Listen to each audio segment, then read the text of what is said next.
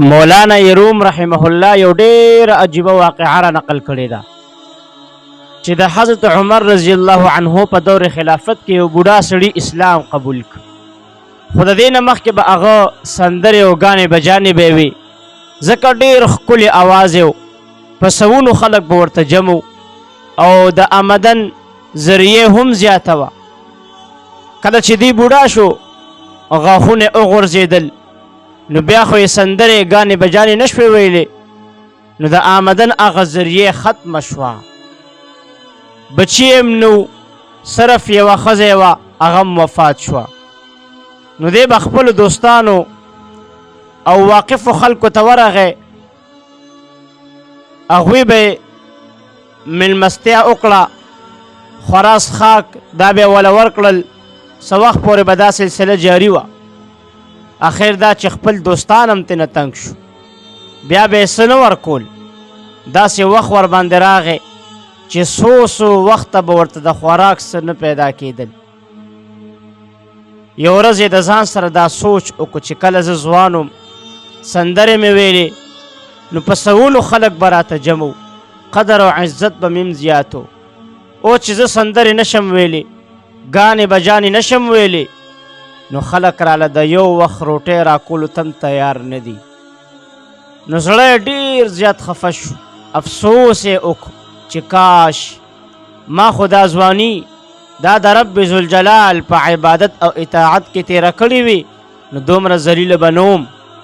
اوس خو بوډا شویم، نو څه به د الله جل جلاله عبادت وکم.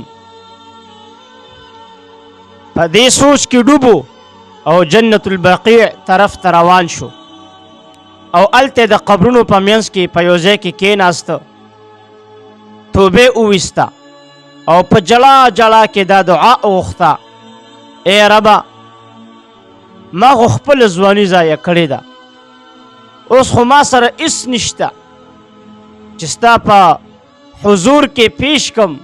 بوډا یم، په امسا ګرځم، د سترګو نظر مې ختم دی، خو ای ربه، زه په خپلو تیرو ګناهونو ډېر شرمنده او پښیمانه یم، اوس راغلم ته مې توبه قبوله که.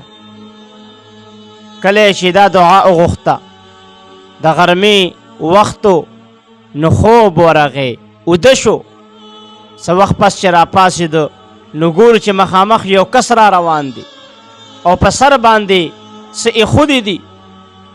د چې وکتل، نو هغه خلیفه وقت امیر المؤمنین حضرت عمر فاروق رضی الله تعالی عنه و.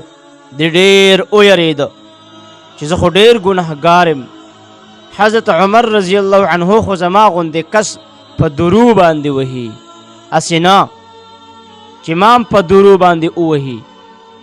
چې کله عمر رضی الله عنه راورسېده ده ته خواته، نو د ده نه تېر شو، مخکې لاړه. څه وخت پس بیا حضرت عمر فاروق رضی الله عنه را واپس شو او ده طرف ته را روان شو.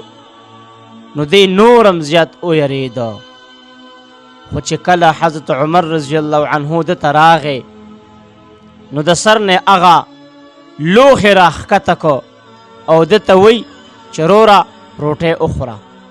دا بوډا نورم حیران شو چې امیر المؤمنین د مسلمانانو خلیفه ما ته خوراک پیش کوي، دا څه عجیبه ده. ډېر زیات حیران شو، تپوس یې ترېنه وکړو چې ای امیر المؤمنین، تاسو ما ته دا خوراک څنګه راوړو؟ چا درته وویل؟ عمر رضی الله عنه ورته وفرمایل: اوس لږ وخت مخکې د غرمې په وخت کې ما د غرمې خوب کو، قیلوله مې کوله، نو خوب مې ولیده او په خوب کې راته د الله جل جلاله د طرف نه دا پیغام میلو شو چې ای عمره، پاسه لاړ شه او په جنت البقیع قبرستان کې زما یو دوست او یو محبوب خفه او اوږې ناست دی، هغه ته خوراک یوسه. نو چې راپاڅېدم، کور والا ته مې وویل چې شابه جلتي وکړه، څه تیار وي هغه راله راکړه چې د الله محبوب ته یې یوسم، د الله دوست ته یې یوسم. نو هغې راله خوراک تیار که ویې تړه. نو په ځای د دې چې زه په لاس کې راوړم، ما وی چې دا د الله محبوب دی، د الله دوست دی. هغه لیوړم نو راشه په خپل سر باندې کېږده، د دې دپاره چې د الله جل جلاله د محبوب اکرام او عزت وشي. نو ځکه مې په خپل سر باندې راخیستی او راومیړه. ای د الله محبوبه اوس یې ته ډېر په شوق باندې وخوره. کله چې دی بوډا دا خبرې واورېدی نو وی ویلې سبحان الله، زما پروردګار څومره رحیم او کریم او مهربانه ذات دی. ما خو لږ ساعت مخکې هغه ته توبه وویستله، رب ته مې توبه وویسته، هغه د دې دومره ګناهونو باوجود زما توبه قبوله کړه او د وخت امیر المؤمنین ته حکم وکړه چې لاړ شه او زما یو دوست، زما یو محبوب اوږې دی، هغه ته خوراک یو څه چې موړ شي.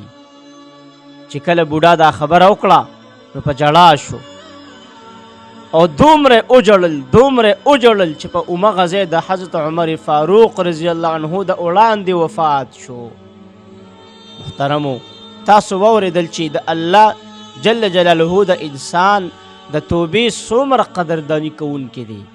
خو کاش چې انسان هم د الله طرف ته متوجه شي.